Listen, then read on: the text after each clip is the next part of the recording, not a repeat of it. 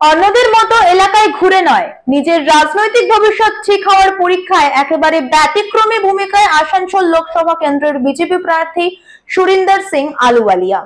সোমবার ভোটের দিন সকাল থেকে আসানসোলের সেন্ট্রাল রোডের একটি হোটেলে কন্ট্রোল রুম খুলে নজরদারি চালাচ্ছেন তিনি।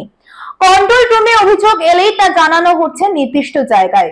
কর্মীদের কোনো সমস্যা হলে তা নেতাদেরকে বলে সমাধান করার নির্দেশ দিচ্ছেন। বিজেপি প্রার্থীর এই কন্ট্রোল রুমে অত্যাধুনিক সব ব্যবস্থা সহ রয়েছেন 30 জন কর্মী, সঙ্গে রয়েছেন নিজের ইলেকশন এজেন্টও।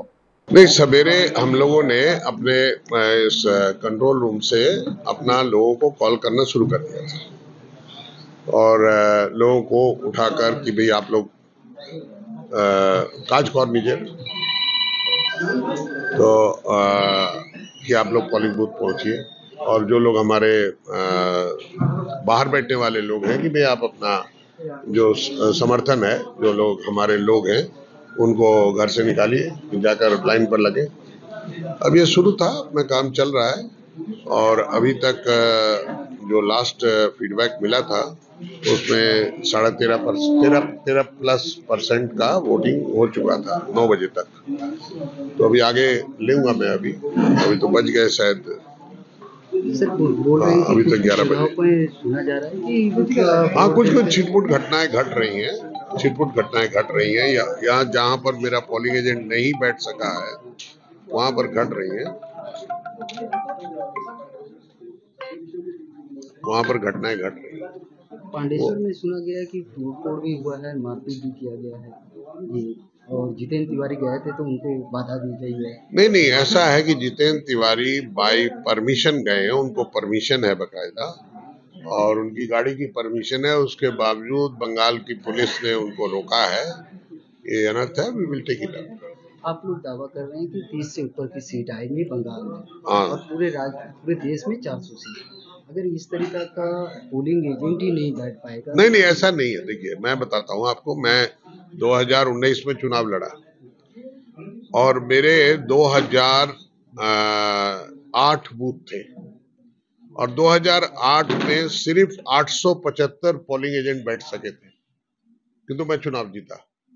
ऐसा नहीं है कि पोलिंग एजेंट नहीं बैठ सका है तो चुनाव हार जाता है, ये गलतफहमी है। मैं जहां पर मेरा पोलिंग एजेंट नहीं बैठा था वहां मैं नंबर 1 हुआ।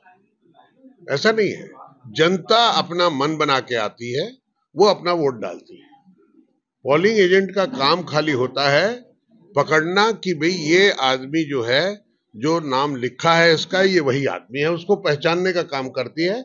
अगर वो कहती है कि नहीं ये आदमी यहाँ का नहीं है, हमारे गांव का नहीं है, बाहर से आकर वोट डाल रहा है, तो उसका वो प्रतिवाद करते हैं, प्रिसाइडिंग अफसर को बोलते हैं और उसका प्रूफ सारा टेस्ट किया जाता है, चेक किया जाता है। ये होता है उसका रोल, और कोई रोल नहीं उसका और कोई रोल नहीं है। शत्रुघ्न सिन्हा तो दावा कर रहे हैं कि इस बार अच्छे वोटों से जीतेंगे। नहीं, दावा करने से कौन किसको रोक सकता है, किंतु मैं कोई दावा नहीं कर रहा हूं। मैं कह रहा हूं जनता के हाथ पे है, जनता ने फैसला करना है। जनता फैसला करेगी। अगर मैंने लुटेरों के हाथ से जीतना है तो बात दूसरी है, उसी पर दावा कर रहे होंगे कि हमने इतना लूट लिया, उतना लूट लिया। किंतु अगर जनता के हाथ पर फैसला करना है तो जनता ने फैसला करना है और वो आपको 4 तारीख को पता लग जाएगा। सर, बोल रहे हैं कि एक तरफ उन्होंने का कहना है कि आलूवालिया हर जगह पे 5 साल का ट्रायल रन रहते हैं, इसी तरीका से इस बार आसनसोल में भी ट्रायल रन पे आए। देखिए, मुख्यमंत्री से लेकर मुख्यमंत्री के भतीजे हर जगह 42 में से 41 सीटों में जाकर मोदी जी को या अमित शाह को या बीजेपी को गाली निकाल रहे हैं। सिर्फ 42 में 40 सीटों में मेरे ख्याल से दुर्गापुर में जाकर और आसनसोल में जाकर मेरा नाम जप रहे हैं, कैंडिडेट को स्पेसिफिक अटैक कर रहे हैं। तो आप समझ सकते हो मुख्यमंत्री के दिमाग में अगर 42 सीटों में से एक आदमी का नाम चुभ रहा है तो वो क्यों चुभ रहा है। अगर मैं इग्नोर करने लायक होता तो इग्नोर करती है, अपने भाषण का 10 मिनट क्यों खराब करती है। मेरे पर भाषण दे रही है।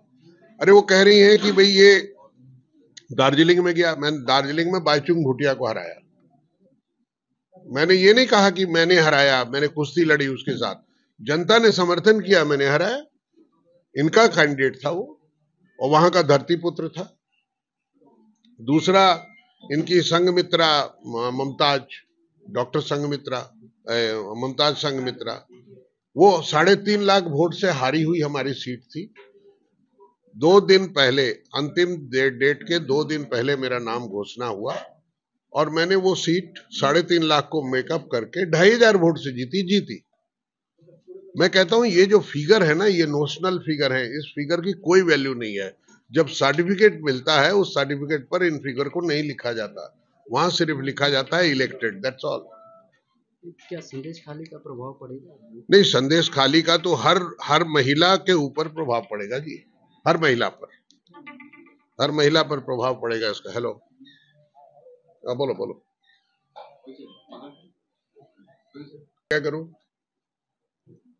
वार रूम में खाली पे बोल रहे थे। नहीं, संदेश खाली में जो जघन्य घटना घटी है, जिस तरह से जवान बहू बेटियों पर बलात्कार हुआ है, सामूहिक बलात्कार हुआ है, और उसके बाद उनका यौन शोषण करने के बाद में उनको पार्श्ववर्ती विदेशी एक देश में जाकर भेज दिया गया सरे बाजार। तो ये वास्तविक कंडीशन को कौन बर्दाश्त करेगा? कोई भी महिला सुनेगी, कहीं की भी महिला सुनेगी, हिंदुस्तान की सुनेगी, हिंदुस्तान के बाहर की भी सुनेगी, तो उसको भी दुख होगा, कष्ट होगा, तकलीफ होगा। आखिरी सवाल सर, ये 1000 रुपया लक्की भंडार क्या काम कारगर होगा, और या फिर दिल्ली में जो केजरीवाल को रिहाई मिली है, वो दिल्ली या पूरे देश में इम्पैक्ट पड़ेगा इस वोट? देखिए, जहां तक 1000 की बात है लक्की भंडार की, अभी कुछ दिन पहले इन्होंने गोवा में चुनाव लड़ा और गोवा में टीएमसी ने, ममता बनर्जी ने एक मैनिफेस्टो जारी किया और उसमें कहा कि हम गोवा की महिलाओं को 5,000 रुपया पर मंथ देंगे।